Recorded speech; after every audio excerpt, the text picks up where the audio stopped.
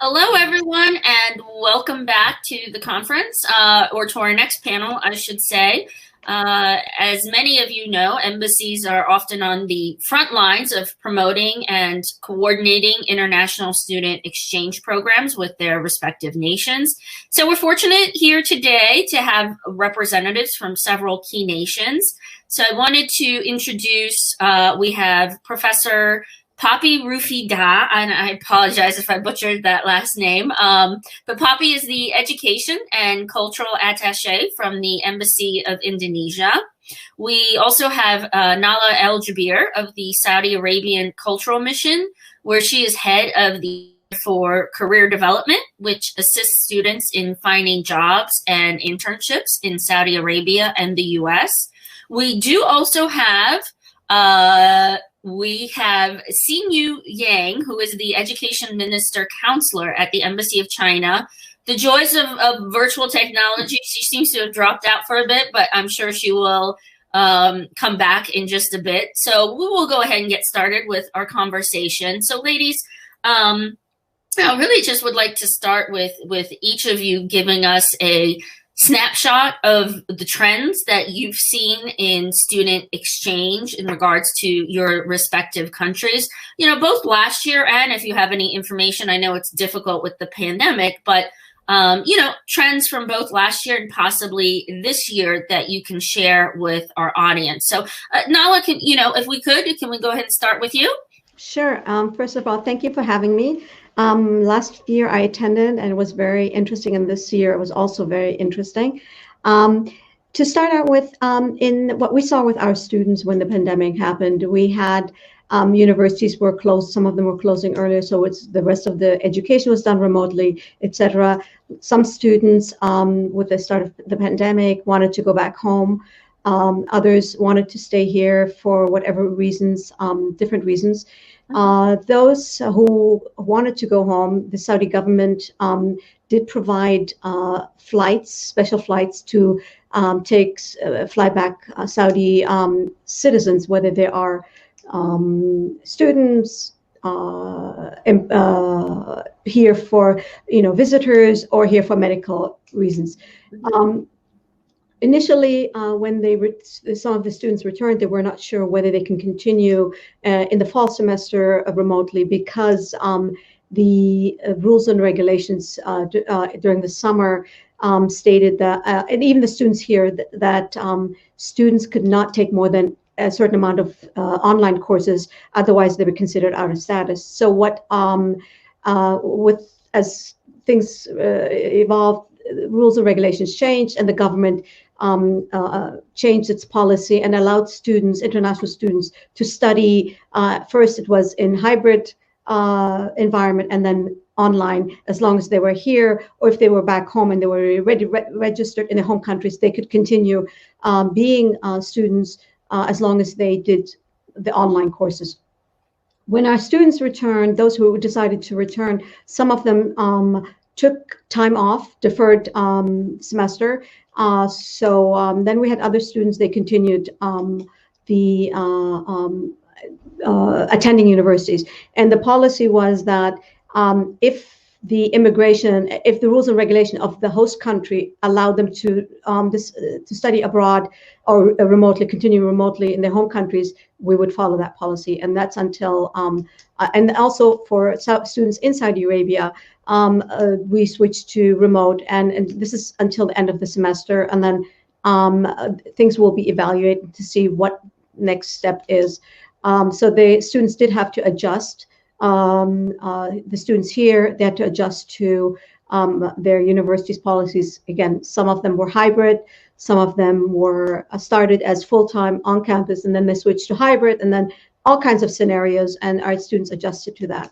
So that is from the pandemic side. That's how we saw our students. So we had the whole spectrum of, students being here, totally remote, students being home, totally remote. And then we had students who just deferred for a semester or two until things go by. Now, there are consequences of negative consequences of for international students going remotely.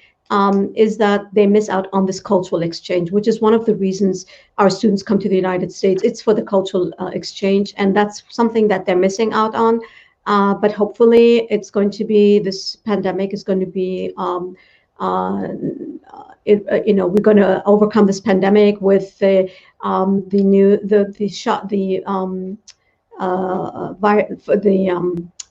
shots that we're expecting.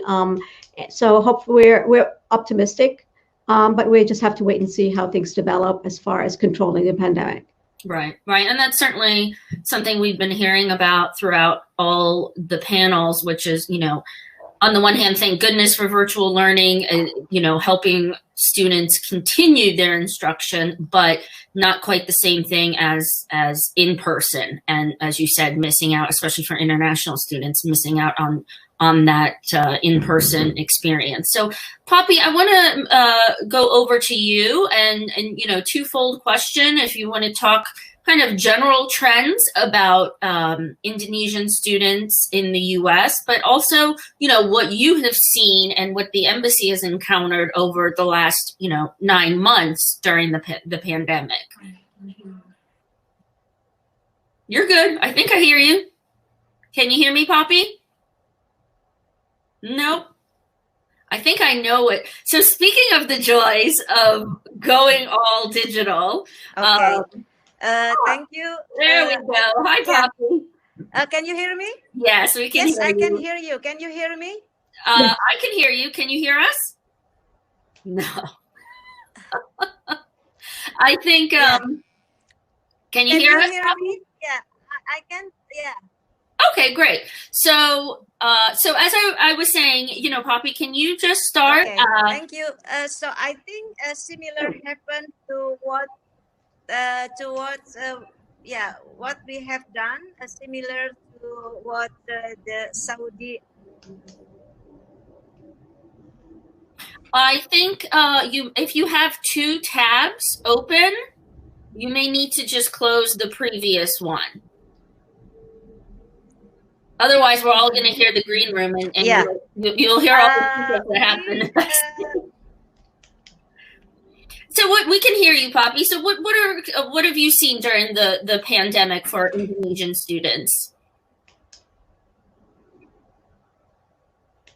Can you hear us? Well, I think we're having audio problems. I will let our tech team know. Well, let's go back. Yes, yeah. The student, yeah, we can hear you. Okay. So please, what have you seen in terms of the pandemic for Indonesian students? No, I think there's an issue with hearing. Now, well, let's go back. Now, can you talk about the amount? Yeah, I think a few Indonesian students are returned to Indonesia, and then they decided to continue their study since the policy are online. Now, how many have did you have to during the pandemic? Was the embassy working to bring students back home? Yeah. How was it? A lot of students, or how many students from Indonesia do you have here studying in the U.S.? Yeah, we recommended the student to stay in the U.S. since the Okay. Now, how many? Yeah. So we have 8,326 students studying in the U.S. based on the IIE statistic. Okay. Yeah. Okay, great. And I think we have Xinyu. But it's not working. The camera button is white, and she can't click that. Hello. Hi, I can see you, but my it seems the video cannot unmute. Okay. Well, we see your photo, so we have a lovely picture of you. I'm sure. Sorry about this.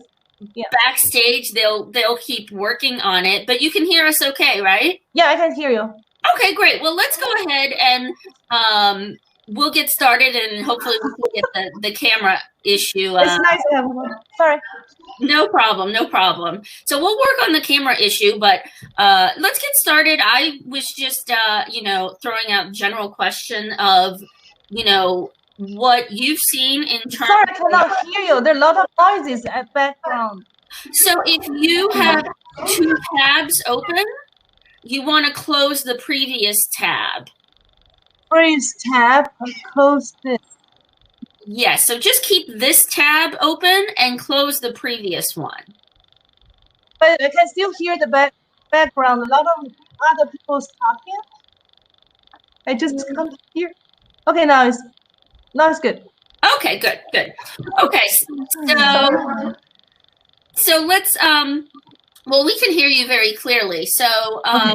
if you wanted to start just by kind of giving us a snapshot of the general trends that you've seen of Chinese students studying in the US and American students going abroad, and then also how has, things changed this year during the pandemic? Yeah, okay. Well, this year is definitely a very unusual year for all students, particularly for international students and Chinese students. Our students, we have the most number of students studying in the US for international students. So our students really went through a lot this year.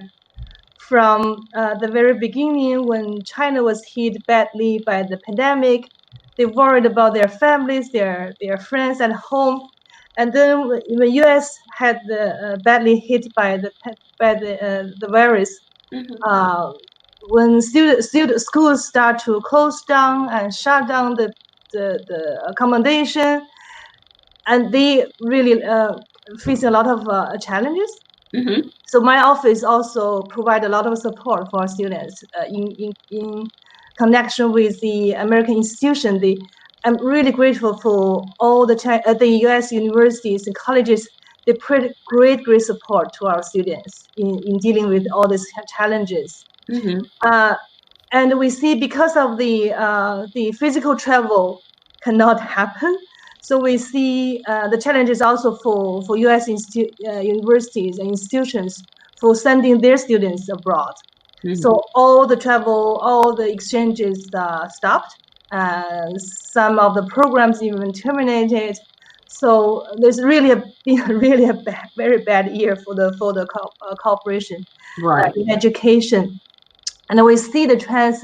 When we look at back at home, we see parents worried about, and parents rethink about if they will send their kids abroad.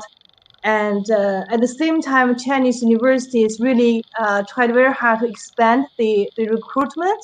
So they take more students for this fall semester, for graduate students and for undergraduate students. They try really hard to cope, because many of the students, they tend to study abroad.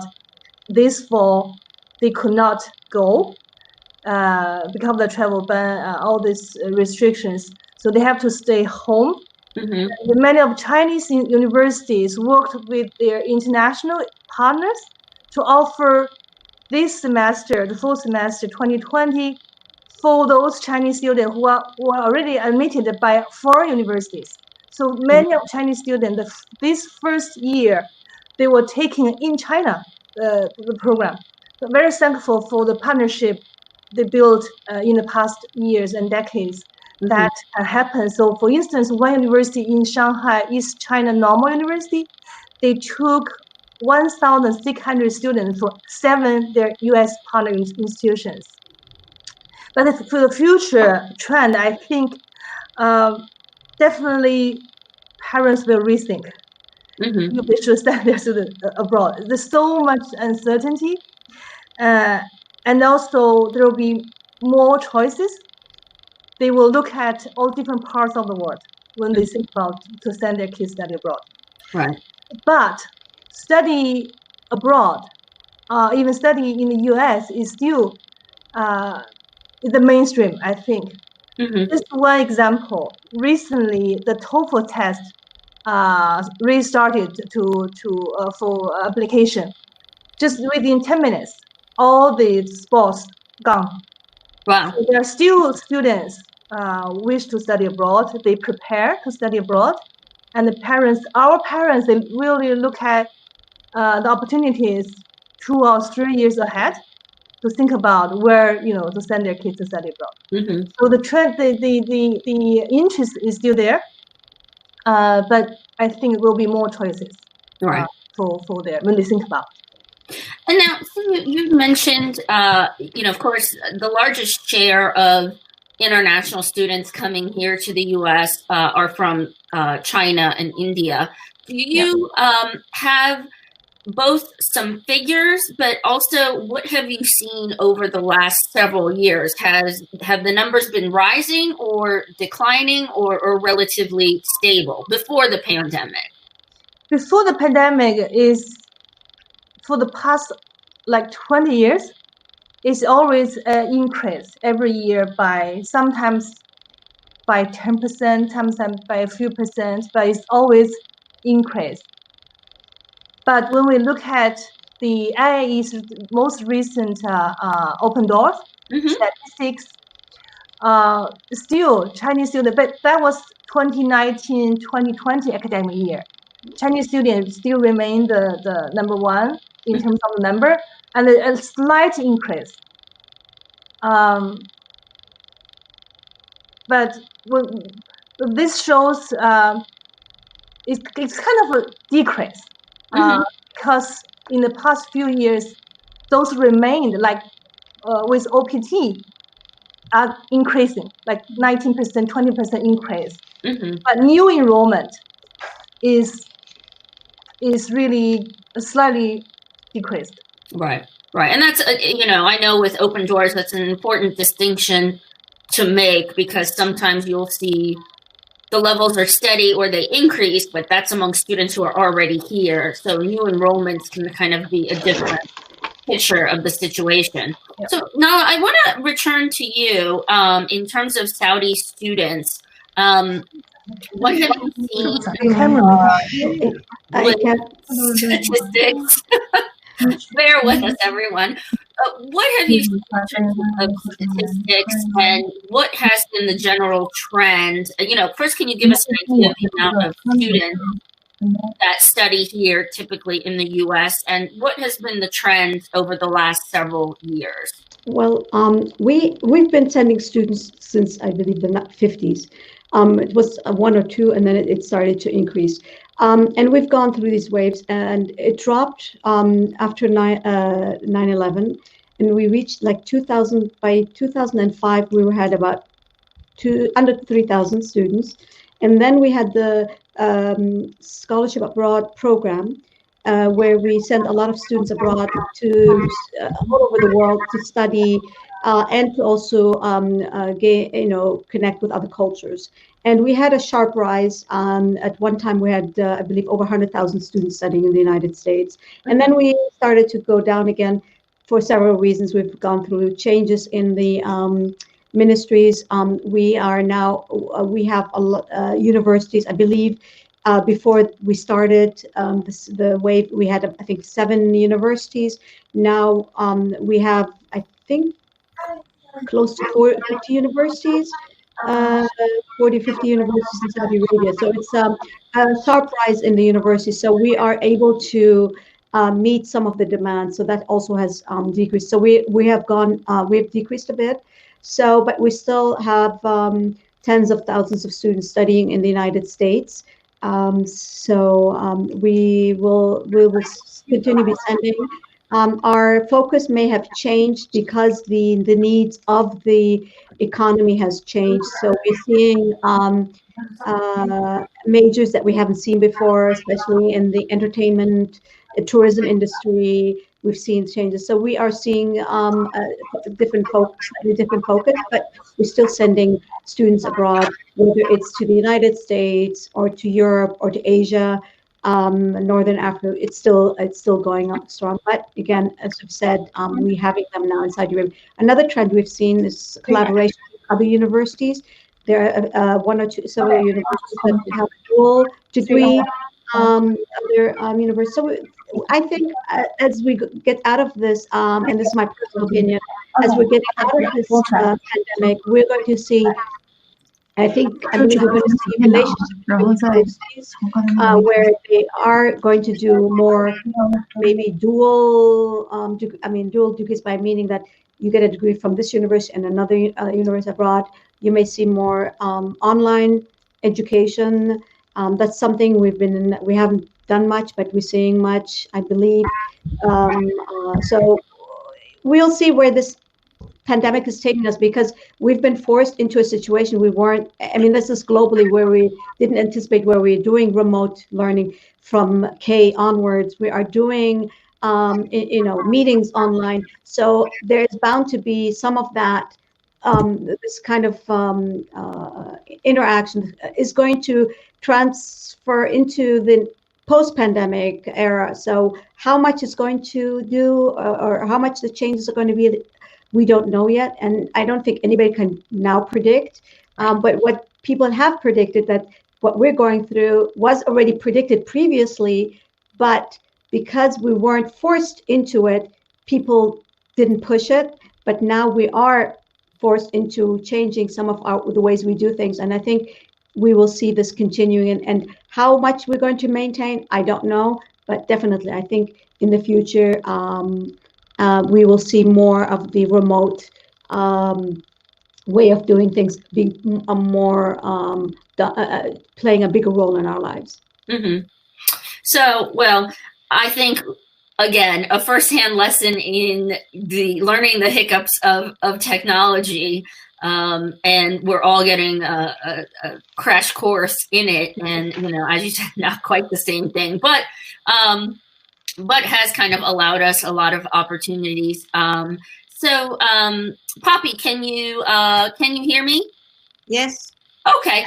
So can you give us an idea of what you've seen in terms of Indonesian students coming to the U.S. over the last, say 5-10 years? Has the trend been rising, or relatively steady? What have you seen in terms of statistics?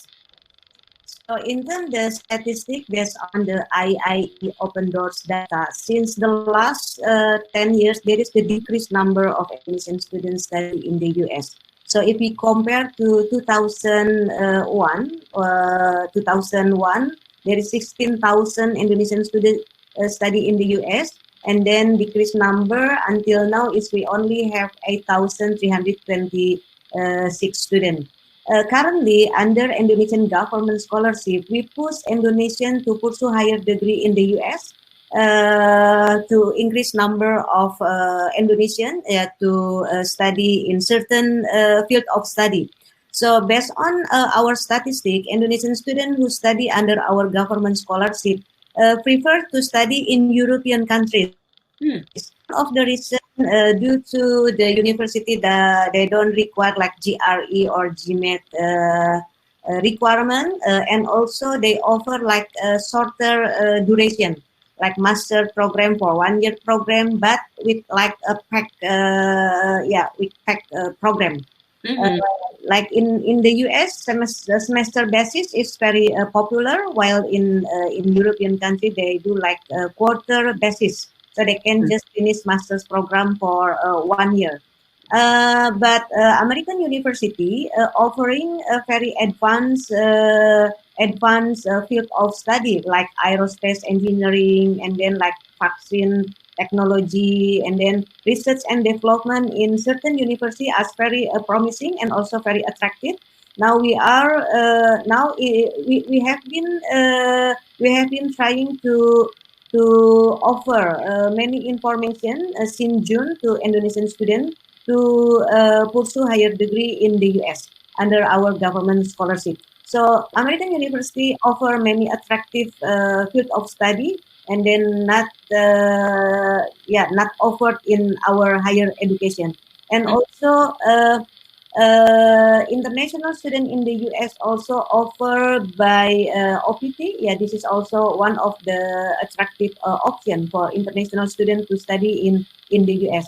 So hopefully within the next 5 years, there will be increased number of Indonesians to pursue higher degree in the US. So based on the statistic, from 8,326 Indonesian students who study in the US, 60% are undergraduate students. And then 20% are master and doctoral program, and the rest are like short course program, English program, and etc. So we would like to increase number of Indonesians to pursue higher degree in master and doctoral program, particularly in the field of study that are currently needed by the industry, such as artificial intelligence, cyber security, and also in health, in life sciences also. Many higher education in the US offering very cutting edge technology, yeah, in field of study. Mm-hmm. Now, Popy, just a follow-up question. Have you seen, over the last several years, we have, tightened visa restrictions for students, foreign students. Have you seen that impact? I mean, generally too, we obviously have very contentious immigration debates here in the U.S. and with this administration. Have the administration's immigration policies and visa rules been an obstacle for Indonesian students that you've heard of? Yes, yeah. In July, last July, we have done the survey to nearly 2,200 students who plan to pursue a higher degree in the US.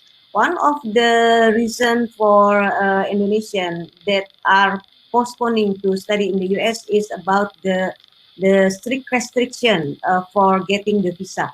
And then also about the news that are maybe is like a distortion of the information that could that influence the Indonesian preference to study in the US. That's why we are providing the information by hosting many webinars, by inviting Indonesians student, lecturer, and then also government employees, private employees, lecturer, teachers, entrepreneur who plan to pursue higher degree in the US to provide direct information about to reduce the distortion of information between what information provided here and then what information that are get from Indonesia. So the visa restriction cause a lot of problem to Indonesian potential students who plan to degree. That's why, because the scholarship policy, they have to decide what university they want to apply. Since the restriction could delay many administrative things, of course, they just decided to apply in other countries. That's right. Why, that's why this is one of the reason. I think we should harmonize how the visa restriction could not jeopardize the Indonesian student who plan to pursue higher degree. Yeah. Right. Of course, we've been seeing that a lot of students opting to go to other countries such as Australia, I'm sure, for Indonesia, Canada as well. So, Xinyu, I would like to turn it back to you. Obviously, with China, there is this entire different political dimension even before the pandemic, and visas specifically for Chinese scholars and researchers have been curtailed by the Trump administration, which has cited national security concerns. What is your response to this situation regarding Chinese scholars and researchers? And what can you do? What do you want to say to U.S. officials to reassure them that Chinese scholars do not pose a threat to the U.S.? Well, thank you for that question. it is very sad to see the environment educational collaboration is harmed in the past few years, especially towards China, toward Chinese students and scholars. Actually, in the past 40 years, after the establishment of the bilateral relationship, education, academic collaboration was always the foundation for the bilateral relation. It played such a key role to make people understand each other, to work together, to benefit from each other, from each other's development. Just give you a figure that for Chinese PhD students studying in the US, PhD students, there were in the past like 20, 40 years, there were about each year, there's something like a few thousand graduate PhD students from US universities, about 90% in STEM fields, state, right, and contribute greatly to the academic advancement, to the collaboration, to the research of US education community. But in the past years, first, our students, STEM field students, visa was normally for a graduate student, PhD student, they can grant it a 5-year visa, but the visa was down to 1 year. So students in STEM field, they have to renew the visa every year. And sometimes if they return back home, the fear of not be granted the visa, a lot of challenges. And recently you can see because of the tension of the two the countries, collaboration in education is really very badly harmed. But what we really want to see, we want to see more student exchanges. We want young people learn and know about each other, understand about each other, different culture, different background, different historical background. We all have a lot of differences. We know we have differences, but there are a lot of fields that we can work together. We want young people understand each other. In the 20 years later, they can work together. They can work together to solve issues that challenge. This is the challenge of all human beings. So we really want to see education, academic exchanges can continue, and we really cross our fingers crossed for a hopeful new year or the years to come, that the environment could be right. Well, I think it's safe to say we are all looking fingers crossed for 2021. And I mean, certainly with all of the panelists that we've heard from today, there's been an emphasis on the contributions that immigrants have made, particularly, as you said, when it comes to the STEM fields. And, you know, it's an ongoing issue of visas. You know, there continue to be proposed new rules in terms of, you know, not setting, for instance, or setting a fixed date on visas, which, you know, could be problematic for students that are here for higher education degrees, graduate degrees, and so forth that require longer amounts of time. So, Nahlah, I wanted to go back. Have you seen any, you know, what have you seen in terms of visa issues being an obstacle to Saudi students? Have you seen any kind of shift toward, you know, other countries where the immigration policies aren't as much of a hurdle? Is this something you've seen over the last 4 years? Honestly, I can't. This is not something I deal with. But one of the things that all of countries have faced is the issue of the consulate either closing or reducing the employees because of the pandemic. And if everything is slowed down, even when the government, I think, was working remotely in the State Department, that means fewer visas can be processed. So it's taking longer. That's one of the reasons I believe some of the students didn't want to go home, because they were afraid that they wouldn't have enough time to process new visas to come back to the United States. So I think as far as from pandemic point of view, it's affected, I think, everybody wanting to come to the United States because of this issue of not having enough employees on site, or the ones who are doing the background check in the United States, or whatever the system, whatever the process is involved in issuing visas. That could has affected, I think, everybody, and that may have also played a role on students, whatever country they're from not wanting to go back home and then being stuck or being unable to get a new visa if their visa already expired, to come back to the United States. That's what I can say. But as far as how it was over the last 4 years, that's something outside what I deal with. I deal more with, as you mentioned, the students that are here and who want to do internships or OPT, which even the pandemic has affected them in finding opportunities. So I don't. The pandemic, I think, has reached, has affected everybody, whether it's in the education, in the workplace, travel. So it's hard to say, what is, how is the effect of, what are the policies, how are they affecting visa issuance when you have the pandemic on it. We have to wait and see, once the pandemic is over, reevaluate things, and then we can say, yes, the policies did affect, or no, they didn't affect. So, right. And then I would leave that question to somebody more in the embassy itself to answer that question. Right.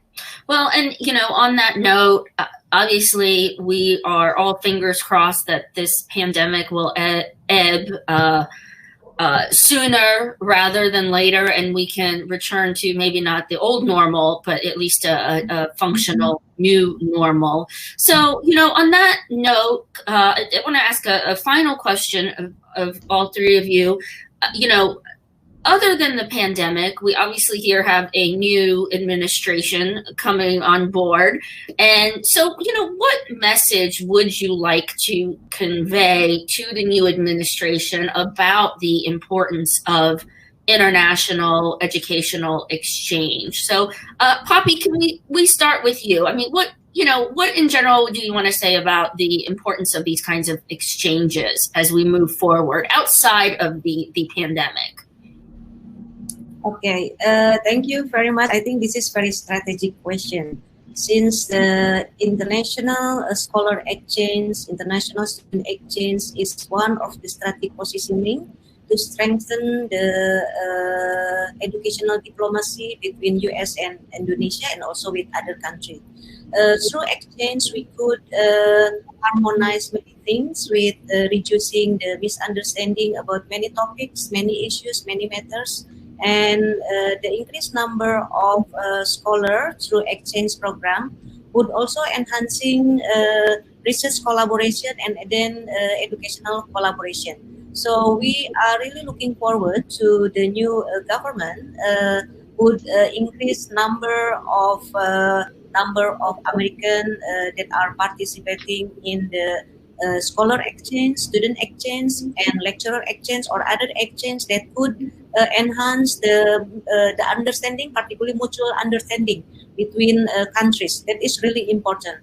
Through the mutual understanding, we could do something that benefits to the countries collaboratively, through research, through sports, through entertainment, through other industry. So we have been doing this for nearly 70 years. So 2019 is our 70 years diplomatic relationship between the US and Indonesia, and now in 2020 is the 71 years anniversary between Indonesia and the US. So we are really looking forward for having more additional enhancement, not only in quantitative number, but also in terms of qualitative performance. So it is a kind of our strategic step for building more progressive relationship between US and Indonesia, and then are really looking forward for a great collaboration with the new government. Thank you.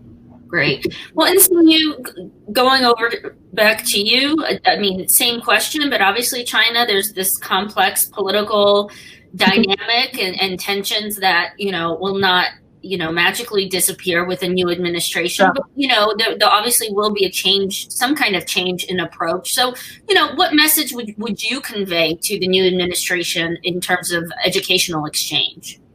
Yeah, if I can send a message to the new administration, I would ask the administration, please listen to the voices of your university school leaders, listen to the voices of your students and parents, and international collaboration, education collaboration will definitely benefit to our young generation, to the kids, to the students. And this is a very globalized world. People cannot survive, isolate themselves. This will be definitely a world that we have to work together to face many challenges. And I think China and the US is definitely two very important countries in the world, and we need to work together. I think collaboration is the only choice that we have to make to face all the challenges that we face for the human being.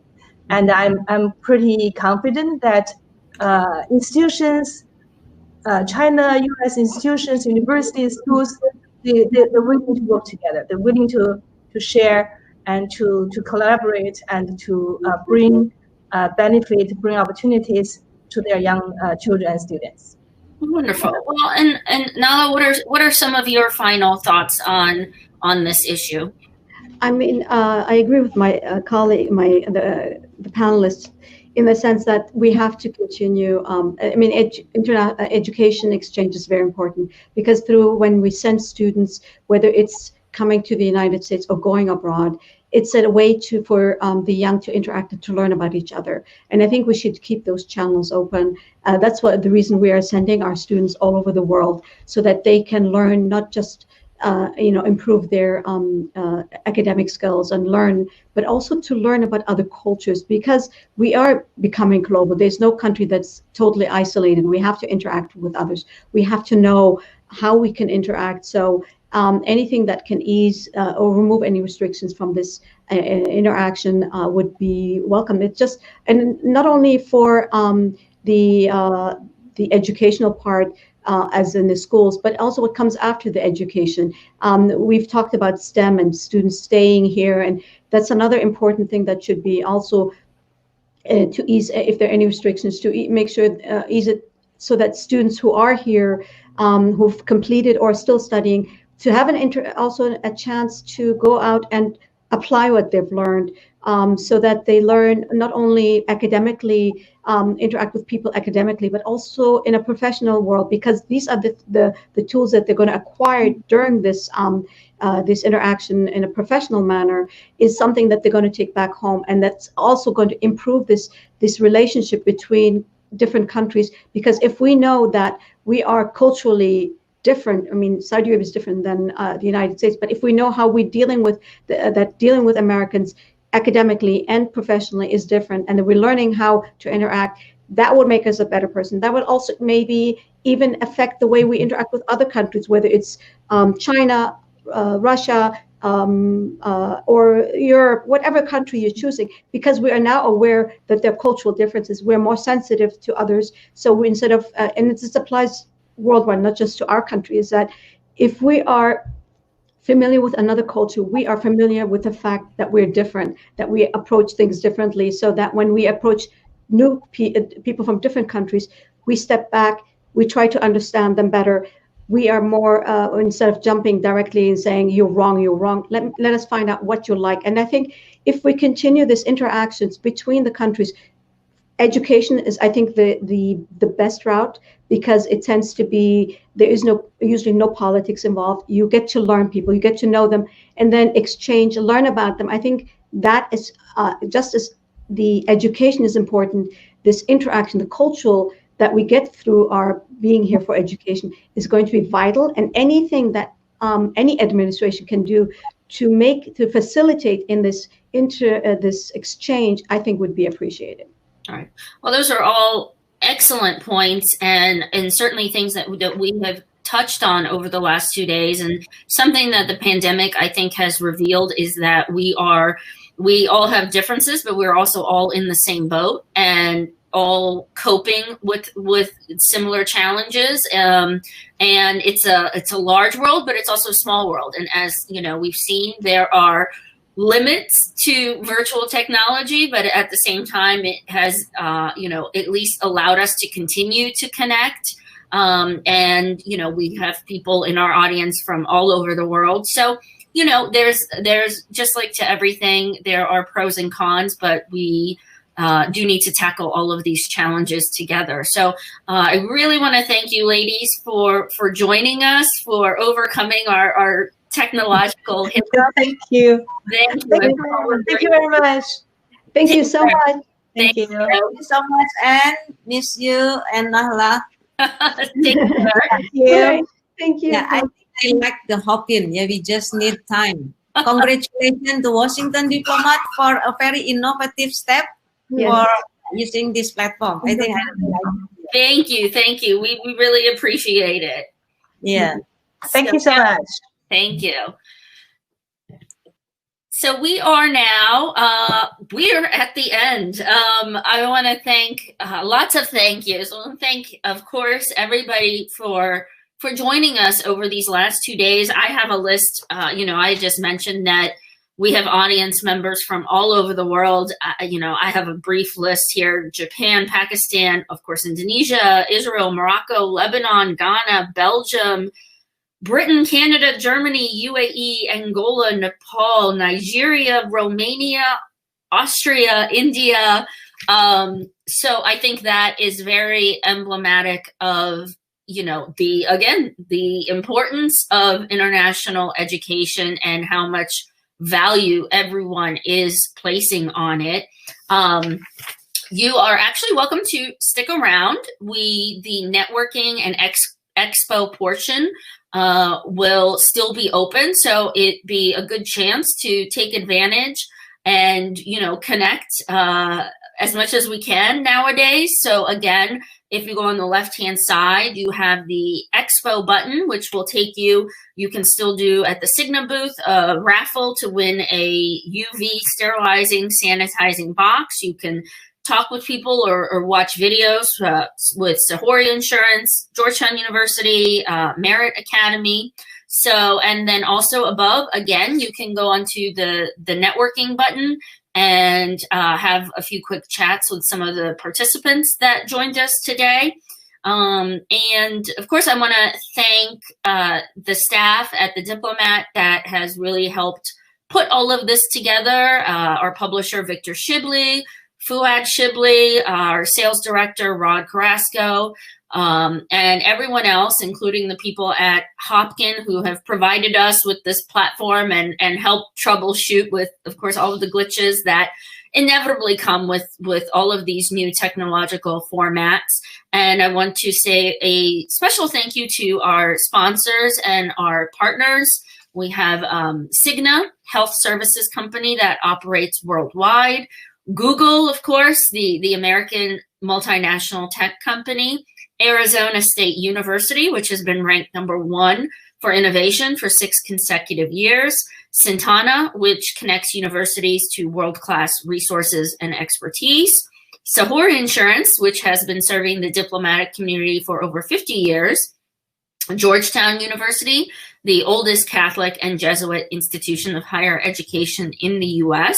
We also, of course, want to thank Gallup, West Virginia University, Radford University, the Institute of International Education, the Merit Academy, embassies of China, Indonesia, and Saudi Arabia, and many others who have supported this effort.